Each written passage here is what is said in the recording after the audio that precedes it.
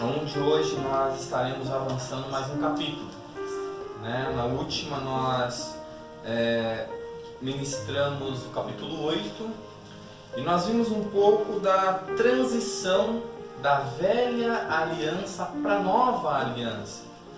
Como nós falamos, o livro de Hebreus, o autor de Hebreus, ele está escrevendo para judeus que se converteram ao cristianismo.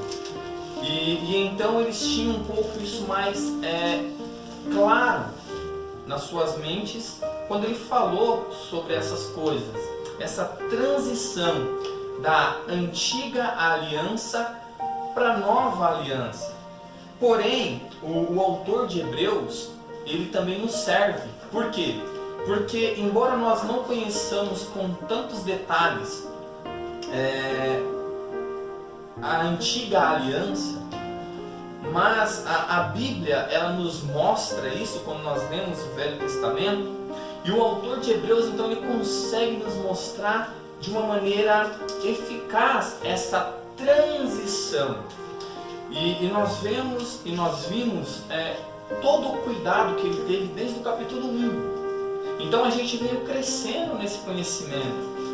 Então a gente veio entendendo que Cristo ele é maior do que os profetas, Cristo ele é maior do que Moisés, Cristo ele é maior do que os anjos. Nós vimos que as coisas do Velho Testamento apontavam para Cristo, né? Os sacrifícios, o tabernáculo.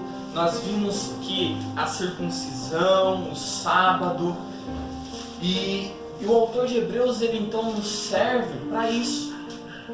E no último culto que nós meditamos no capítulo 8, então nós vimos bem claro o final da antiga aliança para a aliança da graça. Isso é muito importante para nós, pois nós aprendemos que hoje não é mais por aquilo que fazemos. Hoje não é mais por aquilo que podemos fazer, mas a aliança da graça ela está baseada naquilo que Cristo fez.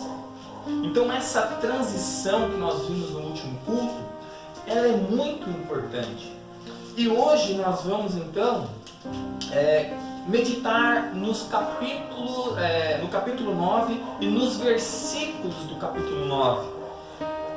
Como nós sempre falamos, todo o texto da Bíblia é muito rico, doutrinariamente falando.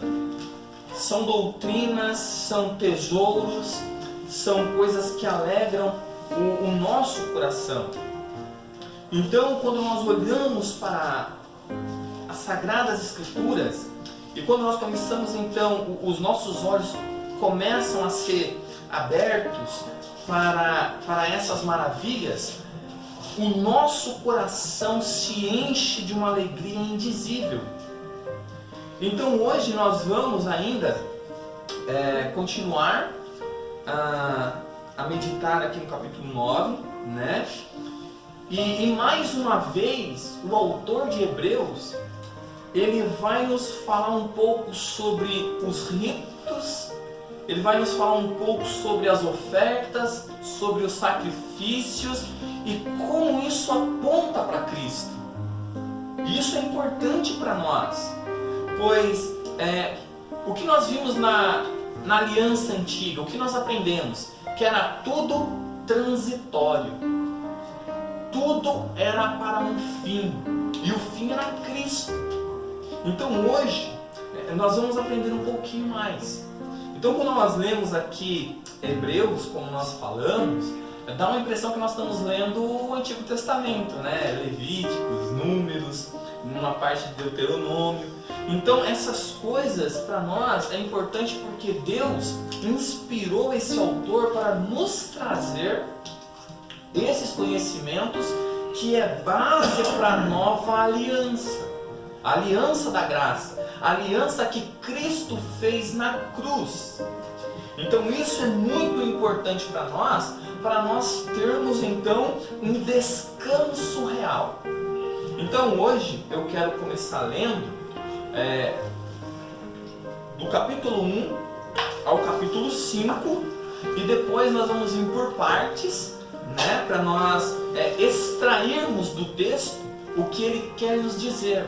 E então nós vamos do 6 ao 10.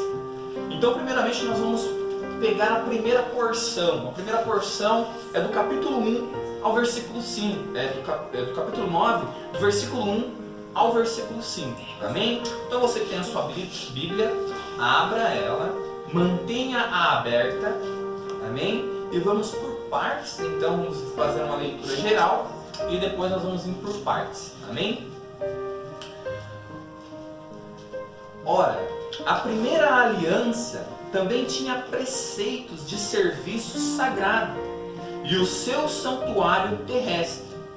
Com efeito, foi preparado o tabernáculo, cuja parte anterior, onde estava o candeeiro e a mesa e a exposição dos pães, se chama o Santo Lugar. Por trás do segundo véu se encontrava o tabernáculo que se chama Santo dos Santos, ao qual pertencia um altar de ouro para o incenso e a arca da aliança, totalmente coberta de ouro, na qual estava uma urna de ouro, contendo o maná, o bordão de Arão que floresceu e as tábuas da aliança, e sobre ela os querubins de glória, que com a sua sombra cobriam o propiciatório. Dessas coisas, todavia, não falaremos agora, pormenorizadamente. Amém? Bom, o que nós podemos aprender aqui nesses primeiros 5 versículos? Primeiramente, o autor de Hebreus, ele vai dizer, ora, a primeira aliança tinha preceitos de serviços sagrados e o seu santuário terrestre. Então, nós lembramos daquilo que foi falado nos capítulos anteriores, que Moisés, ele tomou como base o tabernáculo no céu. Então ele fez na terra e então ele construiu o tabernáculo. O sumo sacerdote, os sacerdotes aqui, o templo, eles tinham então ali o culto deles. Esses serviços sagrados era como acontecia o culto naquele tabernáculo terrestre. O primeiro tabernáculo aqui na terra, o tabernáculo terrestre, então ele tinha ali os seus serviços. Versículo 2: com efeito foi preparado o tabernáculo, cuja parte anterior, onde estava o candeeiro e a mesa e a exposição dos pães, se chama o Santo Lugar. Por trás do segundo véu se encontrava o tabernáculo que se chamava o Santo dos Santos. Então aqui ele está nos dando a informação de como era o tabernáculo. O tabernáculo, ele era dividido em 3 partes. O átrio, aonde ficava as pessoas, aonde as pessoas vinham trazer as suas ofertas, aonde as pessoas vinham cultuar. E então tinha o primeiro véu, que é então aonde só entrava os sacerdotes. Então o povo vinha, os sacerdotes ali preparavam o culto, as ofertas, os sacrifícios, e então pegavam essa oferta, esse sacrifício e levavam para o segundo, que era onde era o Santo do Santo. Então vejam o quão era difícil cultuar a Deus. O povo não tinha um acesso direto a Deus. Era divisões: o átrio, o santo lugar e o santo dos santos. Então aqui no versículo 2 ele vai falar sobre o segundo lugar. Ele não vai falar do átrio. É interessante isso, ele omitir essa primeira parte. Por quê? Porque aqui ele está frisando a parte do sacerdote e do sumo sacerdote. Por quê? Porque ele tem a imagem de Cristo. E depois ele vai falar o quê? Mais para frente, no versículo 11, ele vai nos falar que Cristo entrou no Santo dos Santos de uma vez por todas. Aonde Cristo foi, é onde Ele está. Então por isso ele não menciona o átrio. Então ele vai dizer, com efeito, foi preparado o tabernáculo, cuja parte anterior, onde estava o candeeiro, a mesa e a exposição dos pães, se chama o santo lugar. Então aqui dentro dessa parte já tem algumas coisas, já tem alguns elementos. Ele vai falar sobre o candeeiro. O candeeiro era um artefato que estava ali no templo, que tinham 7 hastes, 3 de um lado, uma no meio, mais 3 do outro lado. E aquilo ali tinha um azeite que não podia se apagar. Então a luz brilhava constantemente. Aquela chama não podia apagar. Então aqui, embora o autor não comente, mas pode fazer-se uma alusão a Cristo. Cristo, ele é a luz do mundo. Cristo é a luz dos homens. Então aqui no candeeiro, ele está falando dessas partes, o candeeiro pode representar Cristo, embora o autor não fale. O segundo objeto que aparece aqui é a mesa. E em cima dessa mesa estava a exposição dos pães. E esses pães eram 12 pães, representando as 12 tribos de Israel. Então, todas essas coisas apontavam, tinham um significado. E então ele vai continuar dizendo, os pães se chama o santo lugar. Então, tinha o átrio, onde o povo vinha, ficava ali adorando a Deus, e tinha esse outro lugar que era dividido por uma primeira cortina.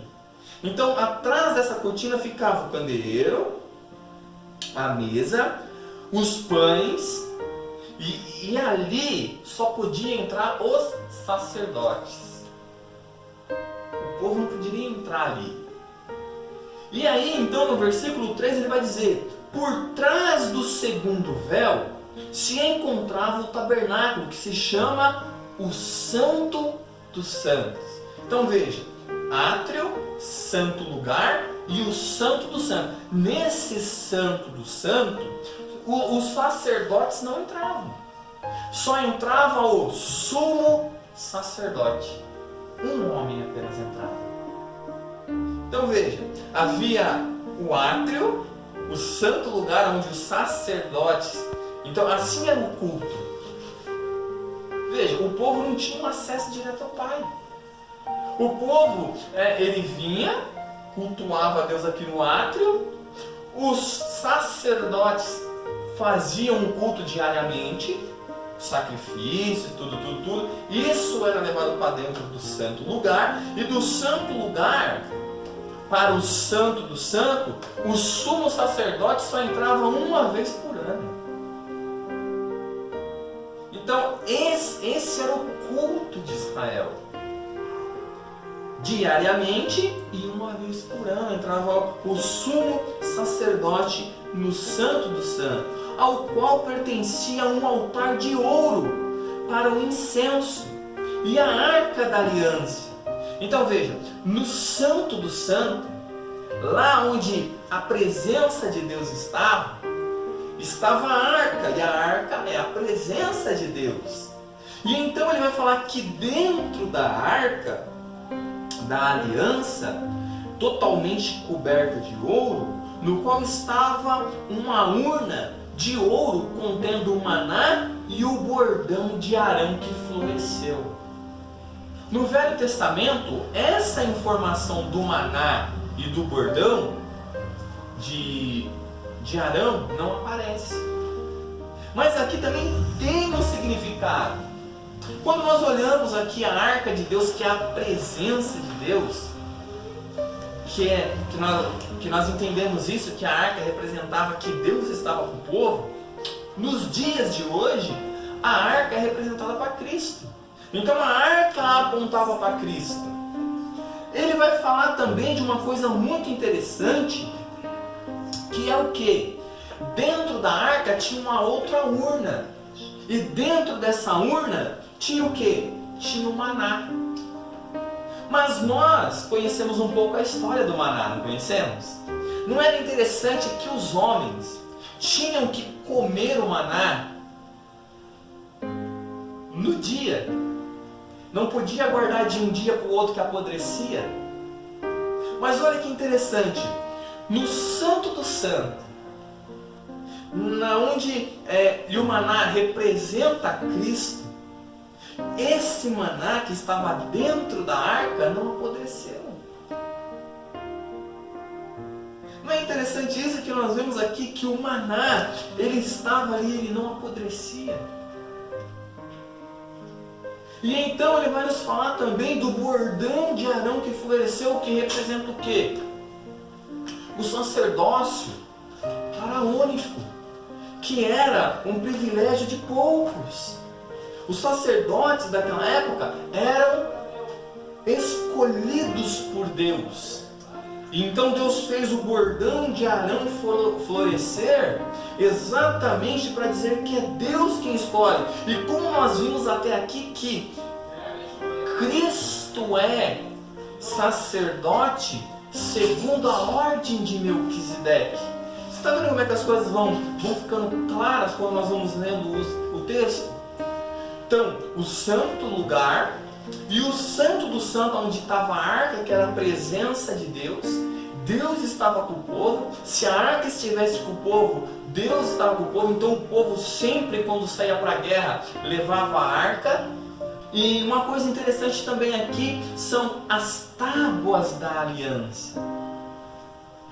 Então veja, essas coisas estavam ali no santo do santo lugar, aonde só um homem podia entrar uma vez por ano. Então, quando nós olhamos essas coisas apontam para Cristo. Então nós vemos aqui, também ele vai dizer sobre as tábuas da aliança, da antiga aliança. E agora a antiga, ela é substituída por Cristo também, porque no sangue de Cristo nós temos a aliança da graça, a aliança do Novo Testamento. Então nós estamos crescendo nisso. Então o autor de Hebreus, ele está mostrando para os hebreus que se converteram ao cristianismo isso. Ele está mostrando que todas as coisas apontam para Cristo.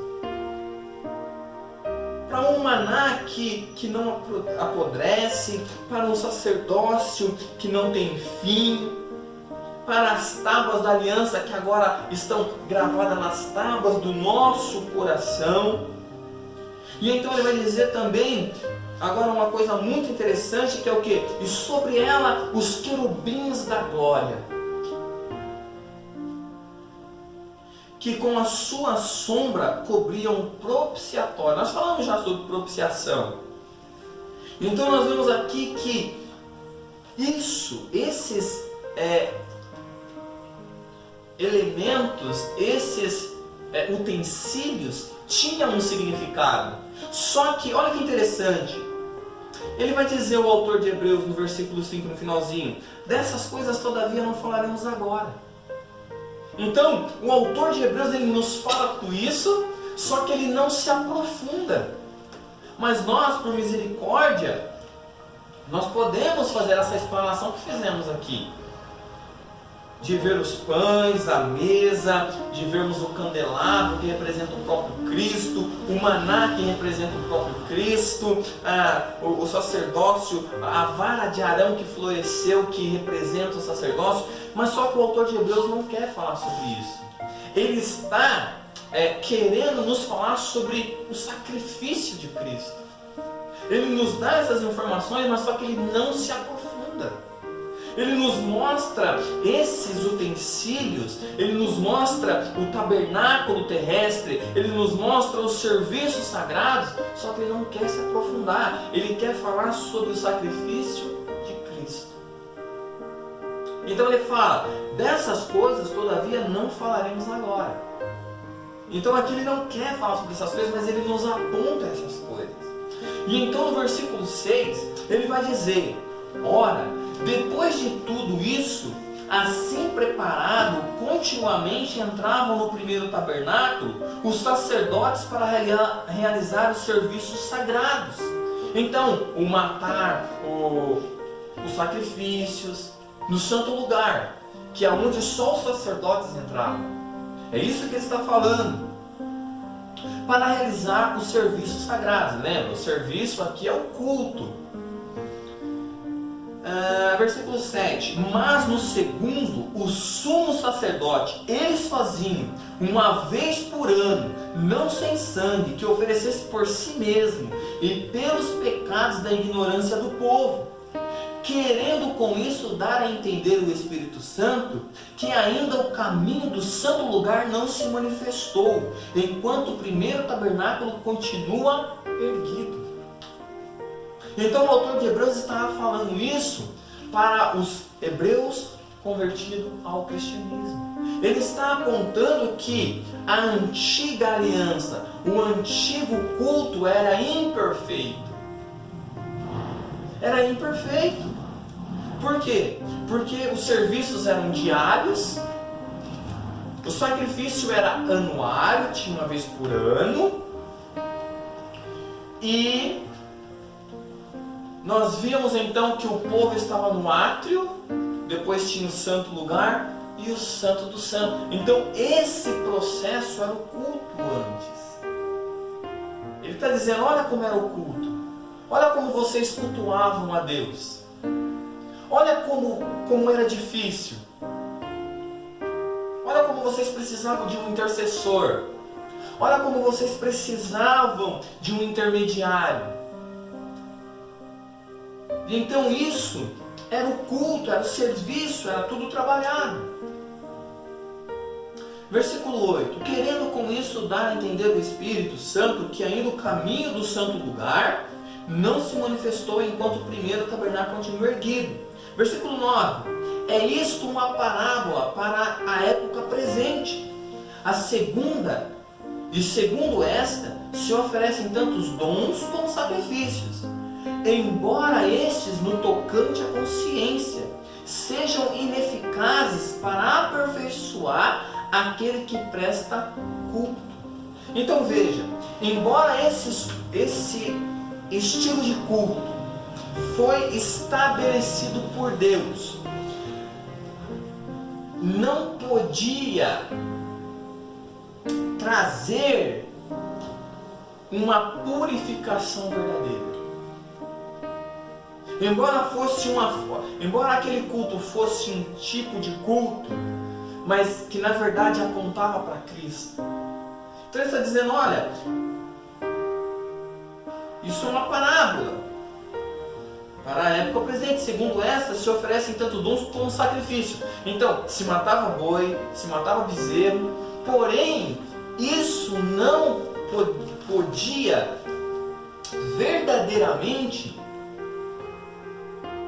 nos trazer santificação, perdão, porque todo dia tinha esse culto, uma vez por ano. Isso era toda vez, era repetitivo, não tinha fim.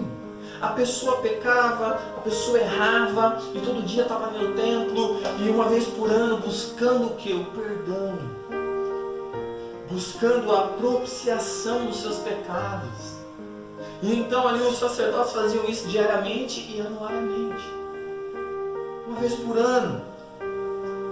Então, embora estes, no tocante à consciência, sejam ineficazes para aperfeiçoar aquele que presta culto. Então era um culto que não trazia uma verdadeira eficácia na purificação. Embora, ele vai falar agora, os quais não passam de ordenanças da carne, baseadas somente em comidas e bebidas e diversas ablusões, imposta até o tempo oportuno da reforma. Quer dizer, isso apontava para Cristo. Então, eles se abstinham de alimentos, eles se abstinham de bebidas. Isso era a forma que eles achavam para se santificar. Essa forma de culto era ineficaz. Por isso que é importante nós entendermos essa transição da antiga aliança para a nova aliança. Exatamente por isso. Porque senão nós caímos no estilo de culto de antes, da antiga aliança. Eu tenho que fazer para ser perdoado. Eu tenho que fazer para ser aceito. Eu tenho que cumprir com todas as coisas para que eu possa me sentir bem. Embora as pessoas que fizessem e praticassem esse culto de trazer o sacrifício, de dar o seu sacrifício, do sacerdote aspergir o seu sangue, aquilo não durava muito. O verdadeiro perdão de Deus dura eternamente. Aqui nós vemos então que o culto antes não trazia uma paz, não trazia uma segurança. As pessoas traziam os seus sacrifícios e por um momento eles se sentiam bem. Ó, eu errei, eu pequei, mas eu trouxe o sacrifício. Mas aquilo não falava ao interior. Aquilo era exterior. Aquilo era religiosidade. É igual muitas pessoas de hoje. Ainda estão vivendo de maneira a cultuar Deus como eles. Eu tenho que estar na igreja todo dia. Eu tenho que dar dízimo. Eu tenho que dar oferta. Eu tenho que participar de campanhas. Eu tenho que estar sempre fazendo. Eu sempre tenho que estar mostrando para todo mundo que eu... Por quê? Porque eles traziam uma oferta que todo mundo via. Olha lá, ó. O cara sacrifica direitinho. Então, a religião aqui, ela mostra algo exterior, mas interiormente é ineficaz.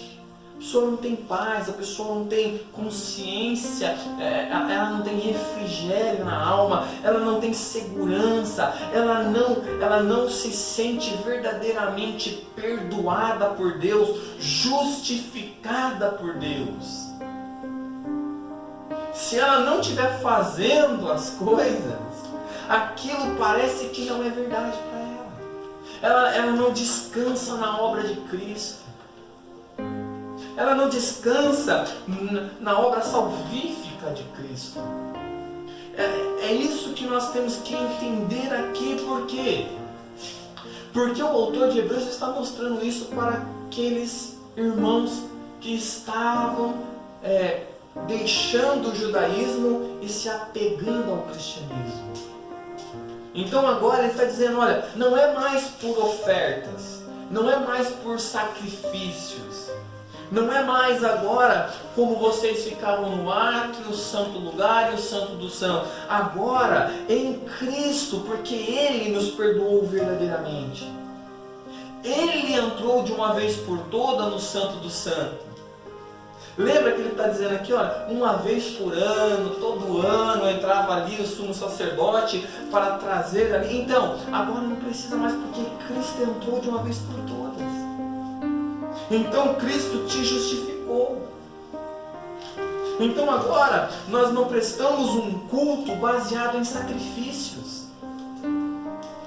Nós agora não trazemos mais um sacrifício para nos justificar, para nos santificar, porque Cristo já fez isso. Então, isso é muito bom. Então nós vemos que havia uma falha no culto, havia uma carência, por assim dizer. Havia algo externo e não algo interno. É isso que ele está nos dizendo aqui. Então ele vai dizer, aos quais não passam de ordenança da carne, baseada somente em comidas e bebidas e diversas ablusões, imposta até o tempo oportuno da reforma. E qual seria essa reforma? No versículo 11, nós podemos ver, ele vai dizer: quando porém veio Cristo como sumo sacerdote dos bens já realizados, mediante a maior e mais perfeito tabernáculo, não feito por mãos, quer dizer, não desta criação. Lembra que nós vimos isso nos capítulos anteriores? Ele está falando do céu. Na terra, réplica do céu.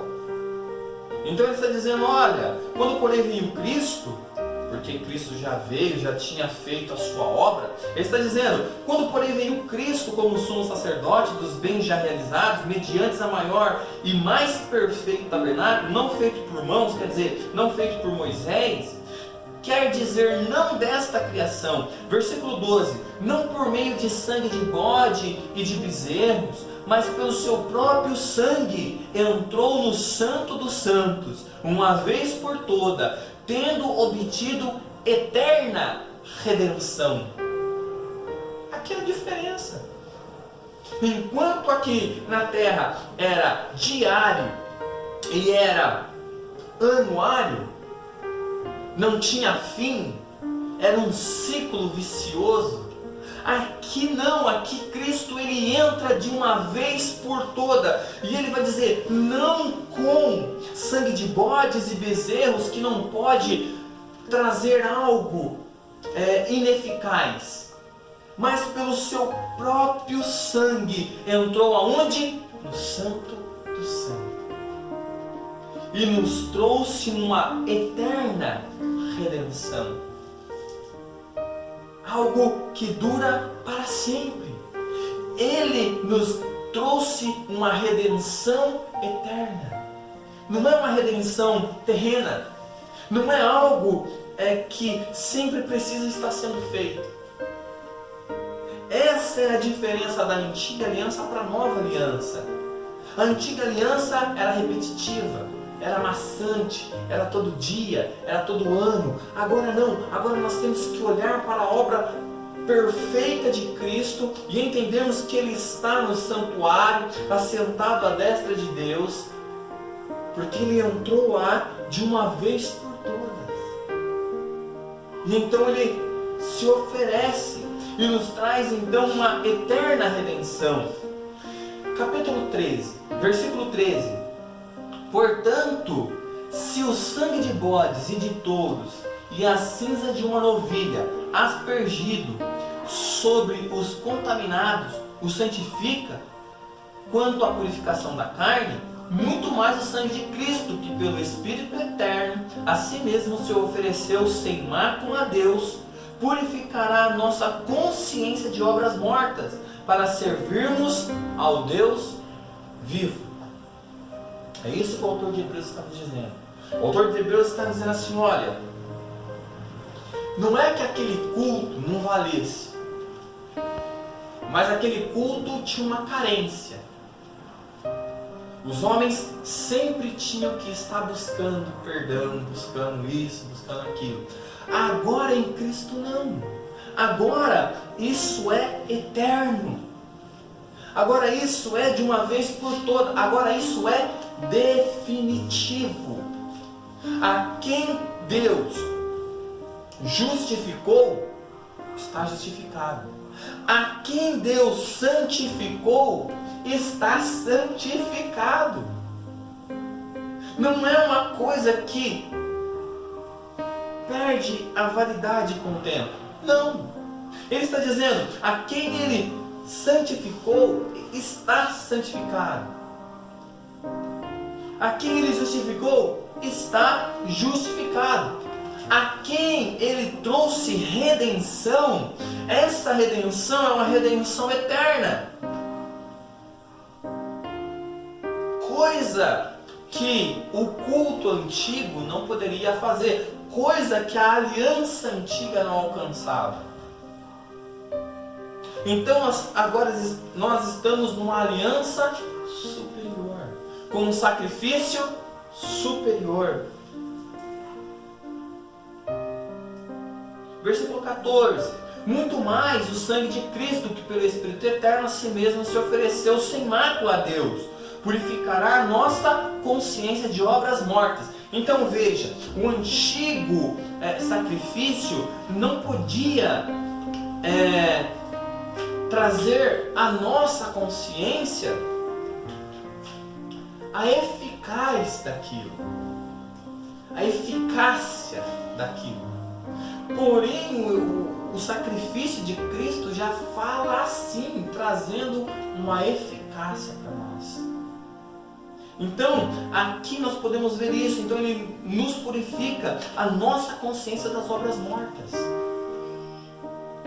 para servirmos ao Deus vivo. Então, hoje, nós podemos servir a Deus diferente do povo que servia naquela que era constante, sempre trazendo esse sacrifício. Aquilo era repetitivo, diariamente, anuariamente, e não tinha fim, não tinha paz, não tinha. Agora não, agora nós temos paz com Deus. Versículo 15: por isso mesmo Ele é o mediador de uma nova aliança, a fim de que, intervindo a morte para a remissão das transgressões que havia sobre a primeira aliança, receberam a promessa da herança eterna aqueles que têm sido chamados. Olha que maravilha! Então nós podemos olhar aqui que Cristo é o mediador, como nós já falamos sobre isso. Então o autor de Hebreus, ele consegue nos trazer essa doutrina cada vez mais condensada. Ele consegue então agora nos mostrar essa doutrina cada vez mais consolidada.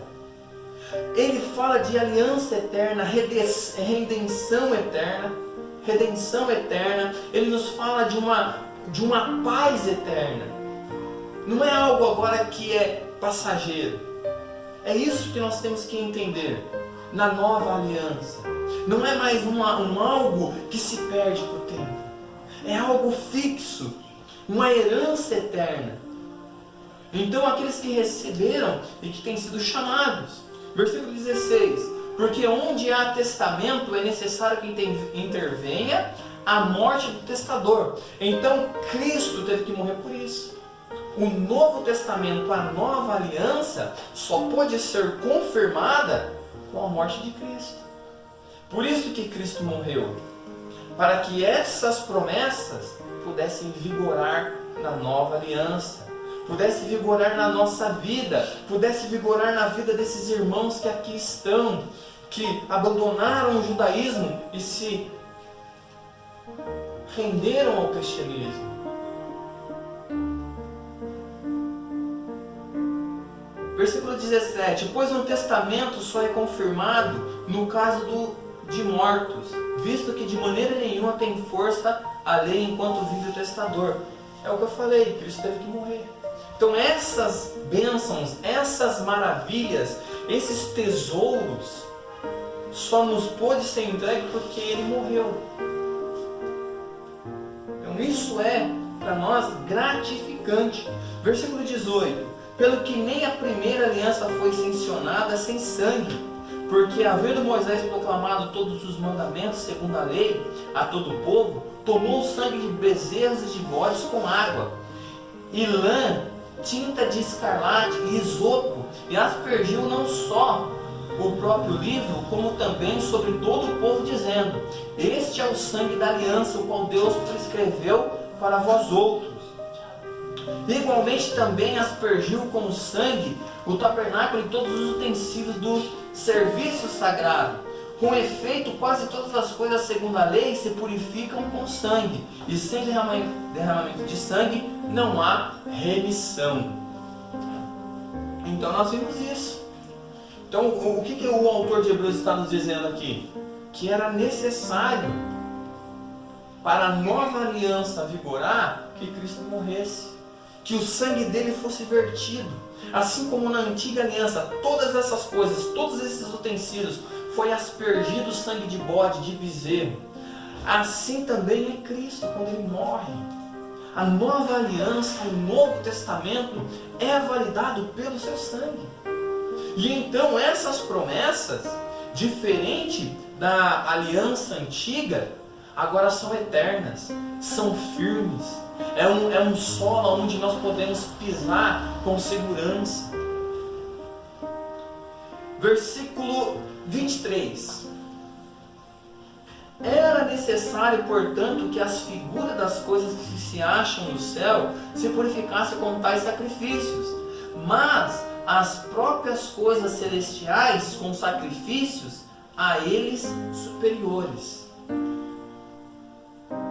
Porque Cristo não entrou em santuário feito por mãos, figura do verdadeiro, porém no mesmo céu, para comparecer agora por nós diante de Deus, nem ainda para se oferecer a si mesmo, muitas vezes, como sumo sacerdote, cada ano entra no Santo do Santo com sangue alheio. Ora, neste caso seria necessário que ele tivesse sofrido muitas vezes, desde a fundação do mundo. Agora, porém, ao se cumprirem os tempos, se manifestou uma vez por todas, para aniquilar, pelo sacrifício de si mesmo, o pecado. Assim como os homens está ordenado morrerem uma só vez, vindo depois disso o juízo, assim também Cristo, tendo-se oferecido uma vez para sempre, para tirar os pecados de muitos, aparecerá a segunda vez, sem pecado, aos que aguardam para a salvação. E assim essas palavras que alegram o nosso coração. Assim essas promessas. Cristo, ele não precisou morrer muitas vezes. Senão, é que nem ele falou aqui, senão desde o princípio do mundo até agora ele teria que morrer todas as vezes, direto. Não, ele morreu uma vez por todas. Assim como os homens, assim como nós, estamos sujeitos a morrer uma só vez, então por isso não existe encarnação, então por isso não tem essas outras coisas. O homem morreu, segue-se o juízo. Então aqui ele está dizendo, olha, Cristo morreu uma vez por todas. Ele ofereceu a si mesmo uma vez por todas. Diferente do sumo sacerdote, que todo ano, uma vez por ano, ele tinha que entrar lá. Agora não precisa. Cristo entrou uma vez por ano. Essa é a paz. Essa é a segurança. É nisso que nós estamos firmados. Nessa convicção que Cristo aspergiu o seu sangue sobre as nossas consciências. Agora a nossa consciência, ela é alcançada. Não é algo externo, é algo interno. Nós olhamos para Cristo e entendemos, nos rendemos a Ele, acreditamos que Ele é o Cordeiro de Deus que tira o pecado do mundo. Ele é o Cordeiro de Deus morto antes da fundação do mundo. Então, isso alegra as nossas vidas. É isso que nos traz paz. É isso que nos traz alegria. É isso que nos dá confiança. Cristo morreu uma vez por todas. Cristo entrou no céu. Ele ministra hoje por nós. Ele está lá no céu intercedendo por nós. Então aqui o capítulo 9, ele nos mostrou essas grandezas. Nós vemos que ele não quis falar sobre os utensílios do tabernáculo, mas ele quis falar sobre os compartimentos do tabernáculo, do santo lugar e do santíssimo lugar, o santo do santo, onde estava a presença de Deus, o maná e a tábua dos mandamentos e o bordão ali de Arão, que apontam para Cristo. E então nós vemos que o culto antigo, ele purificava de uma forma exterior, não interiormente. Não trazia uma paz, não trazia uma segurança, igual Cristo agora nos traz, né? É por isso que nós lemos: quem tentará acusação contra os escolhidos do Senhor? Se é Ele quem nos justifica, quem tentará acusação contra nós? Nem os anjos, nem os demônios, nem o agora, nem o porvir. Nada pode nos separar desse amor. Nada pode nos condenar. Porque é o próprio Deus que nos justifica. A nossa consciência agora, ela é cativa em Cristo.